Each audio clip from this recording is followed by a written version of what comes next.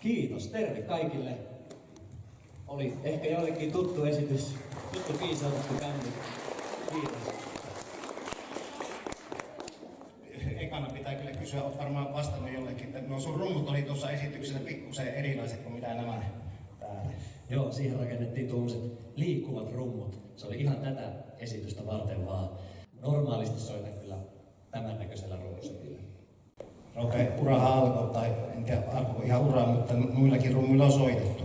Kyllä, näillä rummuilla se ura alkoi. No niin. Samat rummut oli täällä jo. Mä oon siis Kiviajan koulun entinen oppilas. Ja näillä rummuilla musiikin tunneilta alkoi ura ja nyt soitetaan tuolla. Miten se eteni tuo sun musiikkiura niin, että sä päädyit sitten tuommoiseen yhteisöön, joka sitten löi läpi todenteolla tuossa pari vuotta sitten? No, hirveän pitkä prosessihan se on ollut, että justiin tässä, kun itse olin täällä Kiviajan ala-asteella, niin silloin niillä main alkoi kiinnostaa toi soittimien ja erityisesti rumpujen soittoja.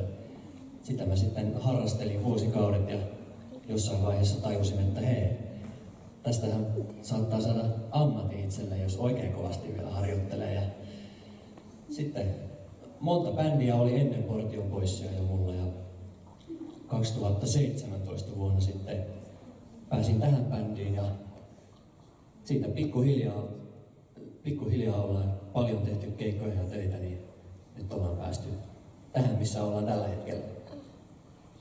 Eli aika niin kuin Meillä on pitkä tie korkealle päätynyt. Sulla on myös koulutusta alalla, sä oot hankkinut ammatin. Joo, itse asiassa. Muukin ammatin kuin tämä. Joo. Tällä hetkellä teen keikkoja Portion Boysissa ammatikseni, mutta mä oon kouluttautunut myöskin musiikin opettajaksi. Valmistuin itse asiassa viime kesänä siitä koulutuksesta, eli koulumaailma on oikein tuttu.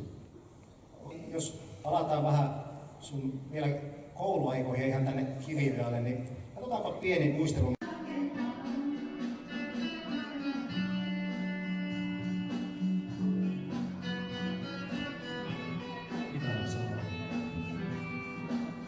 Kitarassa Taikeilija Nieminen.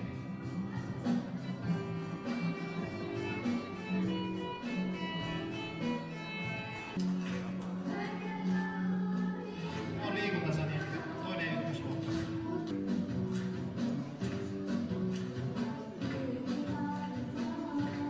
Nyt ollaan rummuissa.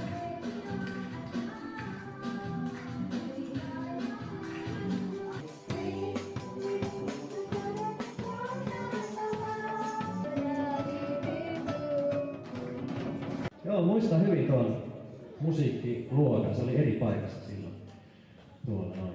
Ja pitikin tuosta sanoa, kun olin kitaran varressa silloin tuossa ekassa videossa, että kannattaa rohkeasti kokeilla kaikkia soittimia ja laulamista musiikitunneilla, että sitä ei voi aina tietää ennen kuin kokeilee, että kuinka hauskaa se voi ollakaan soittaminen.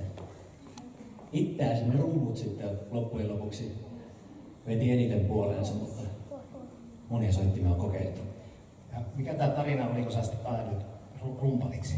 Sulla oli ensin kitarakin haaveissa. Joo. Ensin mä halusin olla kitaristi, mutta sitten rummut tuli jossain vaiheessa. Ja siinä taisi käydä sillä tavalla, että mä kesätyörahoilla hankin itselleni kalliilla rahalla rumpusetin ja sitten en antanut kenenkään muun soittaa sillä, niin mun piti olla itse aina rumpali. Se on hyvä periaate. Ropesta varmaan paistoi semmoinen intohimo musiikki ja semmoinen kova halu oppia ja soittaa. Mä kuulin semmoinen kuin Wigmanin Mika oli sulla, oliko se yläasteella? Joo, Mika oli yläasteella. Joo, Mika oli meillä kanssa koulunkäynninohjaajana jossain vaiheessa pari vuotta tuolta. Mä näin sitä joskus, niin se vaan kertoi, että jonain juhannuksena sä olit jotain 15, en tiedä montako olit alaikäinen, niin keikka Haapaveellä ja isä Ari vei keikalle. Oliko näin? Joo, se on ihan totta. Se oli varmaan yksi ensimmäisistä niin sanotusta oikeista keikoista koulumaailman ulkopuolella. Mika meidät sinne hankki. Se oli näin. Ja isä kuskas, kyllä. No niin, se kuitenkin lähtee tuo oppiminen myös siitä, että esiintyy elävää yleisöä. Se on aina vähän erilaista. Silloin pitäisi karvata pikkusen eri lailla. Ja saa tulla pieniä virheitä, että ne ei haittaa, että niistä aina oppii. Kyllä, ja virheitä aina tulee. Niin. Ja se on jännittävää. Mä oon ainakin itse vähän kova esiintymisjännittäjä. Edelleenkin, vaikka näin kauan soittanut, niin ennen keikkaa yleensä jännittää vähän. Kyllä. Sanon vielä yhden asian koulua, jos